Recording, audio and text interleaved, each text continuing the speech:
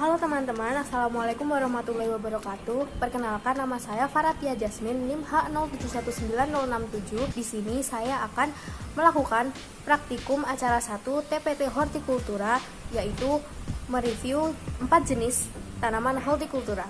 Selamat menyaksikan. Tanaman yang pertama adalah cabai. Cabai memiliki nama ilmiah Capsicum annum. Cabai merupakan salah satu jenis tanaman buah-buahan dari famili Solanaceae. Menurut Waskito tahun 2018, cabai merupakan tanaman semusim yang berdiri tegak dan berbentuk perdu, serta menjadi salah satu komoditas yang banyak dibudidayakan. Disebut tanaman semusim karena cabai hanya mampu menyelesaikan siklus hidupnya tidak lebih dari 1 tahun. Umur tanaman cabai bisa dipanen setelah berumur kurang lebih 2,5-3 bulan, di mana umur tanaman cabai dapat mencapai 24 bulan. Fungsi cabai selain menjadi perasa pedas dan bumbu untuk masakan, ternyata mengkonsumsi cabai memiliki manfaat yang baik bagi tubuh. Yang pertama adalah cabai mampu membantu melancarkan sistem pencernaan. Dan yang kedua adalah kandungan vitamin B6, asam folat, kalium, serta beta-karotin yang terkandung dalam cabai membantu kita terhindar dari penyakit serangan jantung. Cabai dapat dimanfaatkan menjadi bumbu dan juga pelengkap masakan. Selain itu, cabai juga dapat diolah menjadi sambal atau dimakan secara langsung. Cabai dapat diperbanyak dengan 2 cara. Yang pertama adalah penanaman benih dan yang kedua adalah dengan menggunakan stek batang. Perbanyakan dengan penanaman benih biasanya dilakukan persemaian terlebih dahulu sebelum dipindahkan ke lahan tanam yang lebih luas. Tanaman yang kedua adalah tanaman mangga. Mangga memiliki nama ilmiah Mangifera indica. Mangga merupakan salah satu komoditas hortikultura jenis buah-buahan.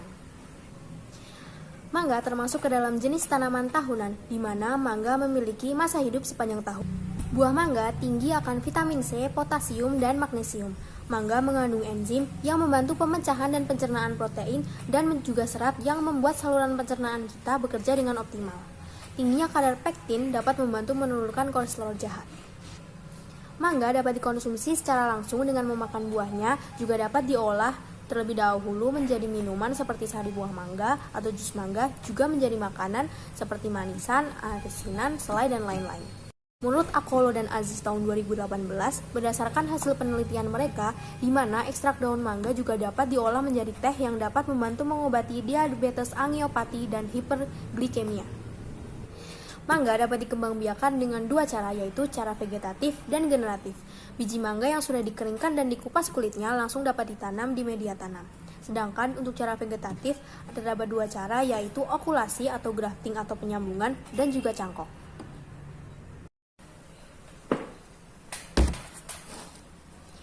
Tanaman yang ketiga adalah jahe. Jahe atau Zingiber officinale merupakan jenis tanaman obat-obatan atau biofarmaka. Jahe ini termasuk dalam suku temu-temuan yang masih dalam satu famili dengan temu lawak, temu hitam, kunyit, kencur, lengkuas, dan lain-lain. Jahe termasuk ke dalam tanaman tahunan karena memiliki siklus hidup lebih dari 1 kali. Jahe umumnya dapat dipanen pada umur 8-12 bulan. Jahe memiliki fungsi dan manfaat sebagai bahan pembuat obat-obatan dan bisa juga digunakan sebagai bahan tambahan pada bumbu masakan. Tanaman jahe biasanya diperbanyak dengan cara vegetatif, dengan cara menggunakan limpang. Menurut Setianingrum dan Saparinto tahun 2013, ciri limpang jahe yang baik untuk ditanam adalah yang sehat, tidak terserang penyakit, kulit luarnya keras dan mengkilat, dan memiliki ukuran 3-7 cm. Tanaman yang keempat dan terakhir adalah lili paris. Lili paris memiliki nama latin Chlorophytum comosum. Lili paris merupakan komoditas tanaman hias jenis semak yang memiliki ciri daun berbentuk pita, agak tipis, berwarna hijau dengan garis putih di tengah daun. Lili paris dikelompokkan dalam tanaman tahunan karena tanaman ini mampu menyelesaikan siklus hidupnya lebih dari 2 tahun. Fungsi tanaman lili paris ini cukup beragam. Selain menjadi penghias dan pemercantik taman dan rumah, menurut Pratiwi tahun 2019, tanaman lili paris dapat membantu menyembuhkan dan menghilangkan bekas luka pada kulit. Yang kedua, ekstrak dari bunga lili paris dapat membantu menjaga kelembapan kulit dan memberikan perawatan bagi kulit kering dan sensitif. Tiga, tanaman lili paris juga terdapat kandungan saponin yang mampu menghambat pertumbuhan penyakit kanker. Lili paris biasanya dimanfaatkan dan dijadikan sebagai bahan campuran dalam kosmetik, khususnya pada bagian bunganya yang dapat diekstrak. Cara berbanyakan dari lili Paris itu ada dua cara generatif, yaitu perbanyakan yang dilakukan dengan tunas yang keluar dari stolon. Dan yang kedua adalah cara vegetatif, yaitu dengan pemisahan anakan yang kemudian dipotong dan ditanam ke media tanam. Sekian video dari saya, semoga dapat menambah pengetahuan dan wawasan untuk teman-teman semua. Jika ada kesalahan kata, saya mohon maaf.